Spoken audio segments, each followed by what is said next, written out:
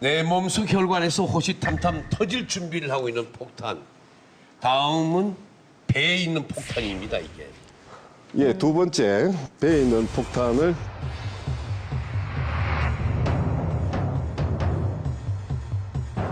뭡니까, 이건 또? 여기가 복부 대동맥류라는 곳인데요. 원래는 이렇게 날씬하게 내려와야 됩니다. 근데 혈관이 지금 굉장히 늘어나 있지요. 예.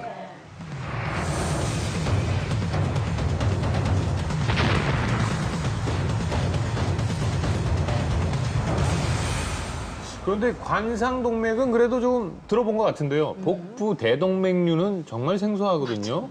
이게 뭡니까? 최근 저희들이 이제 서구화가 되면서 서구 질환들이 많이 이렇게 들어오고 있는데요. 심평원에 따르면은 이 복부 대동맥류가 2009년도에는 한 3,500명이었고 예. 2010년도가 되면서 거의 한 70%가 증가를 했어요. 문제는 이 복부 대동맥류가 전조 증상 없이 터진다는 건데요. 응급실에 도착하기 전에 90% 이상이 사망을 합니다. 그리고 수술을 하거나 치료를 우리가 했을 경우에 수술이나 치료 결과도 50% 정도가 사망하는 아주 무서운 병입니다. 진짜 폭탄, 핵폭탄을 안고 사네, 우리가. 정말 무시무시하네요. 예? 맞아. 자, 박찬용 원장님. 네. 복부 대동맥류가 어디에 생기는 병입니까? 이름을 딱 풀어보시면 이제 쉽게 알 수 있는데요. 복부에 네. 생기는 병입니다. 예. 예, 근데 그러니까 심장에서 이제 혈액이 나오면 동맥을 통해서 온몸으로 가잖아요. 그래서 아까 제가 말씀드렸듯이 뇌로 가는 게 경동맥인 거고요. 반대로 다리로 내려오는 게 대동맥이에요. 그런데 이 대동맥이 동맥의 그 껍질이 약해져서 늘어나 있는 거죠. 그러니까 문제가 뭐냐면 얘가 약해져서 한 50% 이상 늘어나기 때문에 그 약한 부위로 쉽게 파열이 일어날 수가 있다는 거고요.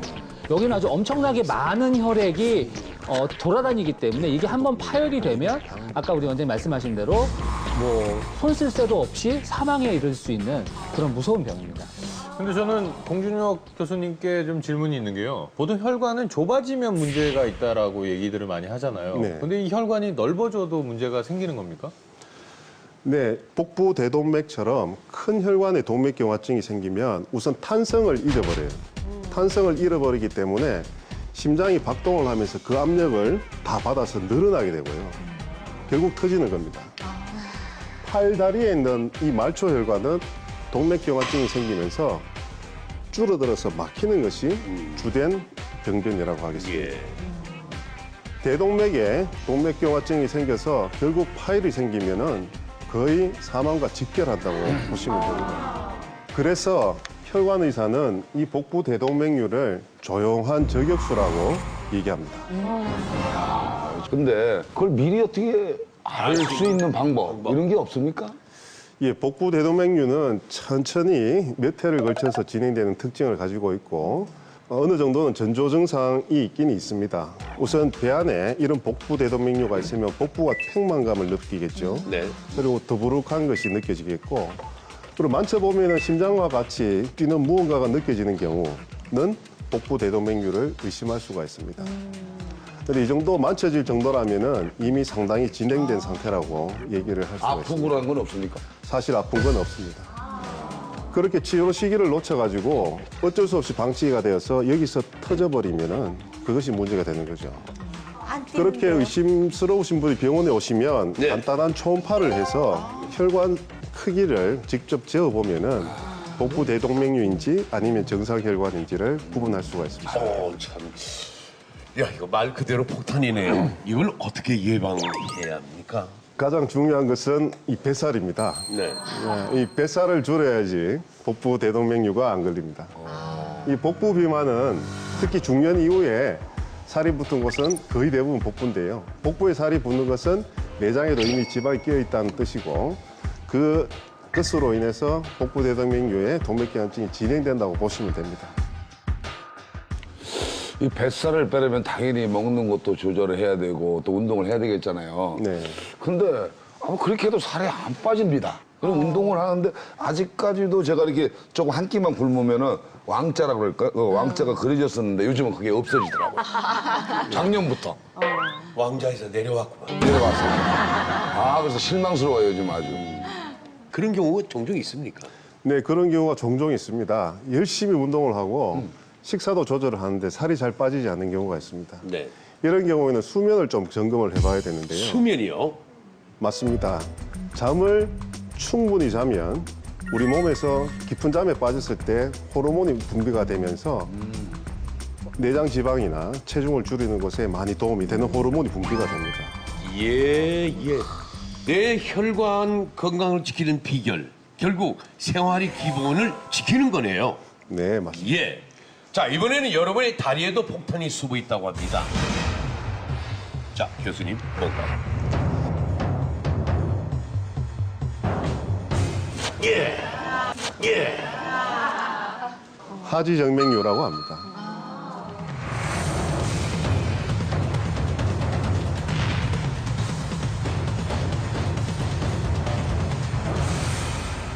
중년 여성분들에게 많은 증상인데요. 정맥피가 심장으로 돌아가지 않고 중력 때문에 다시 밑으로 빠지는데 이것은 거의 대부분 원인이 정맥 내에 있는 판막 이상으로 생깁니다. 결국 다리가 계속 붓게 되고 부으면 무게가 많이 나가게 되고 모래주머니를 차는 것처럼 상황이 계속 반복이 되는 거죠. 이제 그 결과로 이 관절에 무리가 가게 되고 심해진 경우에는 피부 색소 침착이나 궤양 등이 생길 수 있습니다. 근데 남자분들은 군대 갔다 와서 이제 생기시는 분들이 좀 제법 있으신 것 같거든요. 하지정맥류가. 예. 그리고 막 파란 힘줄이 막 튀어나오고 그러는데 그냥 그런가 보다 했는데 여성분들도 많이 생기시나 봐요. 예, 요즘 여성분들도 상당히 많이 생기고요. 최근에는 우리 한국 통계에 따르면은 한 4명 중에 1분 정도는 하지정맥류 질환이 있다라고 말씀을 합니다. 너무 흔하다 보니까 대수롭지 않게 이렇게 두는 경향이 있는데요. 이것을 오래 두면은 뭐 중증 섭진, 다리궤양과 같은 심각한 병으로 발전할 수 있습니다. 아, 정말로 흔한 병이네요. 4명 중에 1명 있다 그러면 보통 한 집에 한 명쯤은 있다는 얘기인데 아, 이게 왜 이렇게 흔합니까? 예, 우선 그 부모나 윗조상들에게 하지정맥류가 있으면 유전적으로 많이 넘어갑니다. 4분의 1 정도가 넘어갑니다. 그리고 최근에는 저희 과체중이 많잖아요. 다리에 압력이 많이 걸리니까 하지정맥 많이 생기고 특히 이제 운동을 하면은 정맥 순환이 촉진이 되는데 네. 운동을 안 하면 계속 다리에 정맥혈이 중척이 되면서 하지정맥류 생기는 거죠. 예. 자, 서재걸 원장님. 하지정맥류가 왜 이렇게 많은 겁니까? 네, 우리 여성들은 아무래도 여성 호르몬하고 임신하고 상관이 많습니다. 그래서 중년 여성들이 이 하지정맥류가 잘 생기는 이유는 임신하면서 자궁이 커져서 정맥들도 확장되고 그러면서 자기 자리에 제대로 돌아오지 않았던 그 정맥들이 탄력을 잃어서 자꾸 피가 아래로 내려갔다가 거꾸로 올라오는 거는 중력을 반해서 올라와야 되기 때문에 펌핑 작용을 하지 않으면 올라올 수가 없습니다, 심장 쪽으로. 그러니까 그때 이 판막이라는 걸 한 번씩 지나와야 되는데 그 판막도 느슨하고 이러니까 그냥 피가 고여버리는 거예요. 그래서 이 임신 호르몬하고 관련이 많기 때문에 여성들도 특히 하지정맥류가 잘 생깁니다. 우리 어머님이 하지정맥류인가 봐. 막 핏줄이 파란색에 막 우중충이 튀어나오고. 가족력 있는 것 같아요. 저희 가족들이 그렇더라고요. 아, 그래요? 특히 우리 누나들, 여자들이. 그러면 하지정맥류가 있으면 관절도 빨리 옵니까? 관절염도? 네, 하지정맥류가 여성분들한테 굉장히 문제가 많이 되는데요. 특히 임신을 했을 때 복압이 올라갑니다. 복압이 올라가면서 다리에 압력이 걸립니다. 그때 다리 정맥에 충격이 많이 갑니다. 그래서 50, 60대 되어서 그때 표현이 나는데요. 지금 임신하신 분이 계신다면은 네. 우리 배에 피부 튼다고 오일 같은 거 많이 바르지요. 예. 그것도 중요하지만 다리 정맥 보호를 위해서 압력 스타킹 같은 것도 신는 것이 중요합니다. 자, 그럼 과연 엄지 패널들의 하지정맥은 괜찮을까요? 한번 확인을 해보겠습니다. 하지정맥류는 중년 여성분에게 많이 나타나고 네. 또 오래 서 있는 직업을 가지신 분들한테 많이 발생합니다. 그래서 오늘은 김정은 교수님과 윤영미 씨를 체크해서 한번 보도록 하겠습니다. 특별히 채택. 아우, 선택됐네요. 자, 나오시죠. 윤영미 씨, 네. 먼저 해보시죠. 보통 정맥 질환은 서 있을 때 정맥 기능이 원활하게 유지가 되면 정맥이 역류가 되지를 않는데 정맥병이 있는 경우에 정맥피가 역류가 됩니다. 그것을 화면에 색깔이 변하는 것으로 저희들이 알 수가 있습니다. 화면을 좀 보실까요? 지금 화면상에서 보이는 이것이 표재성 정맥, 다리에 있는 표재성 정맥입니다. 지금 사이즈가 그렇게 크지도 않고 늘어나 있지도 않습니다. 우선 기능적으로 색깔을 보겠습니다. 제가 종아리를 쥐어 짰을 때 정맥피가 위로 올라가면서 색깔이 변했고요. 지금 제가 다리를 놓으면 색깔 변화가 없습니다. 이것이 정상입니다.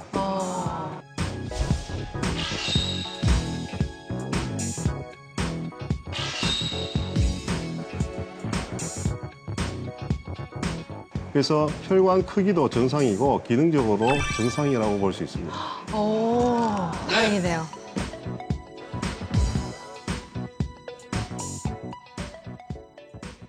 다음 김종훈 교수님. 네. 오히려 서서 요리를 하시고 하는 직업이기 때문에 어떨지 궁금하군요. 우선 정맥 크기를 보겠습니다. 여기 보시면 이것이 정맥인데요. 크기가 다른 분보다 조금 크다는 걸 알 수가 있습니다.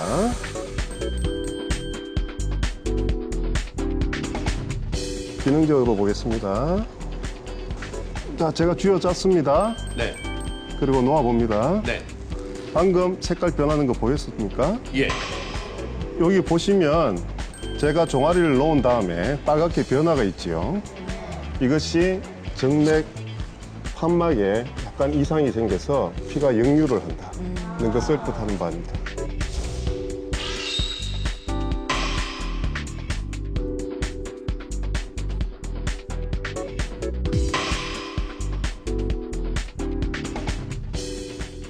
김정은 교수님 같은 경우에 지금 하이힐을 신고 오셨습니다. 이 하이힐이 정맥 순환을 아주 방해를 합니다. 정맥혈이 계속 중척이 되어서 하지정맥류를 유발할 수 있고요. 또 직업상 계속 서 있으셔야 되잖아요. 이것이 하지정맥류를 유발시킬 수 있습니다.